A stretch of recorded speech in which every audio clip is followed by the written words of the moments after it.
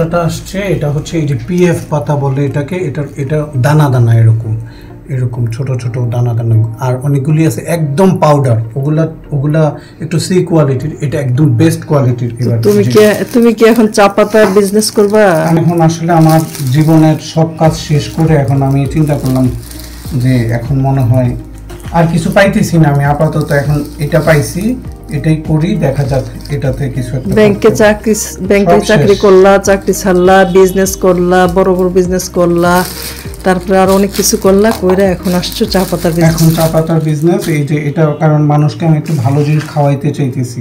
এটা একেবারে বেস্ট কোয়ালিটির পাতা আসছে এবার আমার হাতে, আমি কুরিয়ার সার্ভিসে করে নিয়ে আসছি। তোমাকে একজন পুরাই ব্যবসায়ীর মতো লাগতেছে, ওই যে কাঁচা বাজারে ব্যবসায়ীগুলি কিসের মতো লাগলো সেটা, দোকানে যে বসে থাকে না ওইরকম আরবদারের মতো। হ্যাঁ, আরবদার পাঞ্জাবি পরে আছে, এটা নাই তাতে। কিন্তু আমি যদি ধরো এই যে আমি একটু দেখাই, এই যে প্যাকেটটা, এই যে একেবারে মানে এরকম দানা দানা, এত ভালো কোয়ালিটির আসছে এবার, এটা বেস্ট কোয়ালিটি এটা।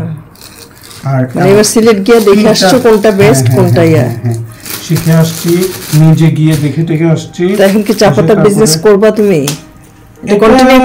আমার তো আসলে কোনো জিনিস বেশি দিন ভালো লাগে না, এখন বউটা যে তোমার এতদিন পর্যন্ত ভালো লাগছে এটাই শুকরিয়া আর কি। আলহামদুলিল্লাহ। আমার এখন এটা দেখি যে কয়েকদিন ভালো লাগে, এই কয়েকদিন করব। তবে আমার বিশ্বাস যে যাকে আমি এই প্যাকেট যার হাতে দিতে পারবো সে অত্যন্ত খুশি হবে, কারণ এটা খুব ভালো কোয়ালিটির। এটার যে স্মেল, মানে এই স্মেলটা শুনলেই তো একদম ফিদা। তো এখানে যে প্যাকেটগুলো করতেছো এটা কতটুকু? আচ্ছা, এই প্যাকেটটা হচ্ছে 400 গ্রামস। এখানে যে প্যাকেটগুলি করছি এগুলি সব 400 গ্রামস। এটার এই কারণটা হচ্ছে যে এই পলিথিনটা আমি এর চেয়ে বেশি বড় পাই নাই। তো আর এগুলি হচ্ছে এখানে আছে 750 গ্রাম, আর এগুলি আছে 400 গ্রাম, এটা আছে 300 গ্রাম, এটা আছে 550 গ্রাম, এগুলি আছে 750 করে, এগুলি সবগুলি 750 করে আছে। তো দেখলাম যে না, আসলে 750 গ্রাম প্যাকেটটা একটু বেশি বড় হয়ে যায়, এই জন্য এখন 400 গ্রাম করে আমি করতেছি। কেজি কত করে? আসলে এরকম না, কেজি কত এটা এখন এখানে ওপেনলি এখন বলবো না, এটা ইনবক্সে থাকুক, ঠিক আছে? হ্যাঁ, কারণ ভালো জিনিসের দাম তো আসলে ওইভাবে হয় না। যাই হোক, দেখা যাক ইনশাল্লাহ। এই যে একদম বেস্ট কোয়ালিটির দানা দানা, এটার জন্য আমি দানা দানা চা পাতাটা, আমরা যেহেতু আমার বাবা যেহেতু চা বাগানে ছিল জানি, দানা দানা চা পাতাটা হচ্ছে সবচেয়ে বেস্ট কোয়ালিটি। এটা সবসময় পাওয়া যায় না, এটা কারণ এবং এটা পাওয়াও যায় না, এটা সরাসরি এক্সপোর্ট হয়ে যায়। তো এখন তাইলে আমি কিভাবে পাইলাম, এটা তো একটা স্বাভাবিক কোশ্চেন আসছে। এটা একদম ফ্যাক্টরি থেকে, আমি নিজে দেখছি ফ্যাক্টরি থেকে প্যাকেট হয়ে যায়, তাইলে আমি কিভাবে পাইলাম? এটার ঘটনাটা হচ্ছে কি, একটু বলি আসলে আনার ব্যবস্থা করছো পাবলিকলি বলাটা, তারপরও বলি, এটা দরকার নাই, এটা বলতে হয় না। হ্যাঁ, কারণ এটা চা বাগানের সমস্যা আছে। হ্যাঁ, আচ্ছা, যাই হোক, ঠিক আছে, যেভাবে চা বাগান থেকে আনার ব্যবস্থা করছো, সেটাই। আর আসলে বাগানে গিয়ে নিজে যদি চা পাতা কালেক্ট করা যায়, ওইটাতে যে কি আনন্দ, মানে সেরকম আমার কাছে লাগছে। আর আরেকটা ব্যাপার, মানুষ অনেকে জানে না যে চা বাগানে যে কুলিরা থাকে ওখানে অ্যারাউন্ড অ্যাটলিস্ট 1500 to 2300 কুলি থাকে। হ্যাঁ, তো ওরা করে কি, ওরা কিন্তু এই চা পাতা কিন্তু খায় না।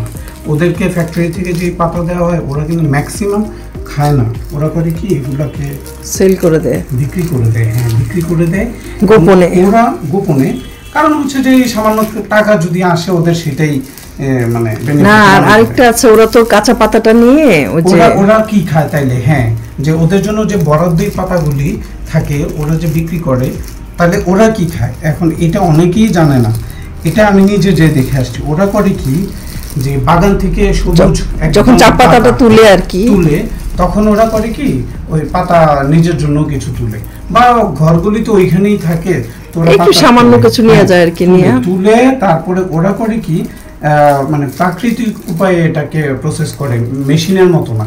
ওরা এটাকে পাতাটাকে প্রথমে ওদের ছাদে শুকায়, শুকানোর পরে একদম শুকায় ফেলে, শুকানোর পরে তারপরে ওরা করে কি পাতাগুলি নিয়ে আসে 2-3 দিন 4 দিন পরে আনে, তারপর কুচি কুচি কুচি করে একদম একদম কুচি কুচি করে ফেলে, করার পরে এরপরে তারপরে আবার একদিন রাখে, তারপরে এটাকে বাইটে একদম বাটা মানে হাতে কচলাইলেই হয়ে যায়, একদম পাউডার বানায় ফেলে।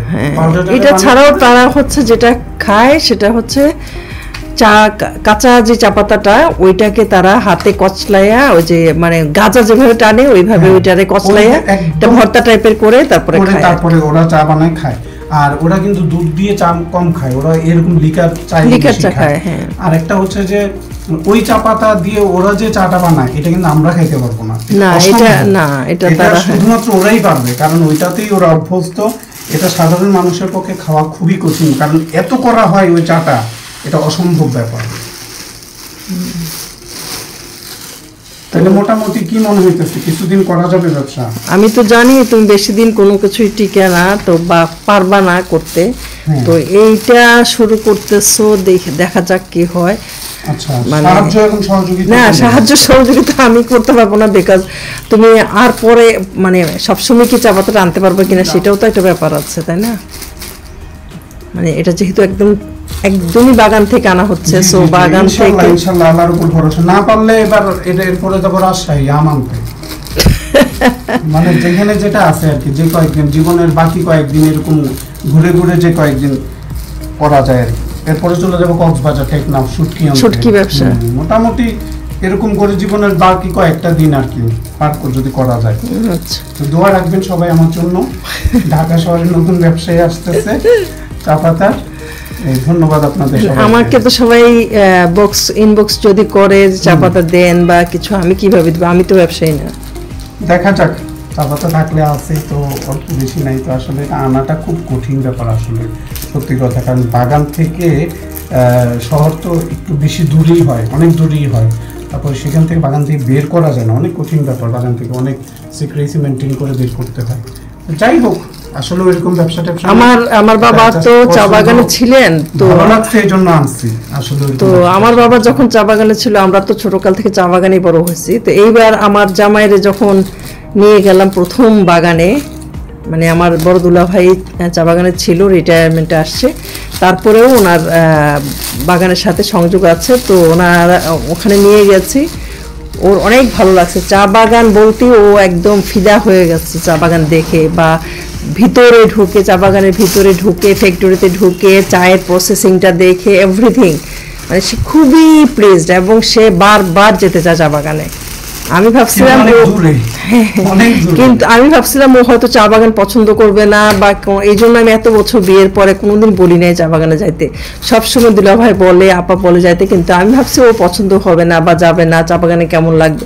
কিন্তু ও এত পছন্দ করছে। 27 বছর পরে প্রথম, 27 না, বিয়ে 25 বছর পরে এই প্রথম গেল আর কি। গিয়ে একদম বললাম তো ফিদা হয়ে গেছে চা বাগান দেখে।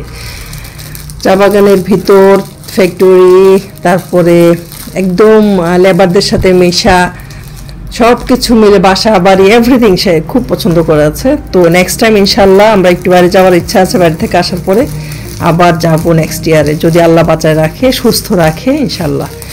সবাইকে বাই বলো। তোমার আমাকে নামাজ থেকে উঠে আনছো, এটা বললা দাও। উঠে আনছি, দোয়া রাখবেন সবাই। আসসালামু আলাইকুম, বাই।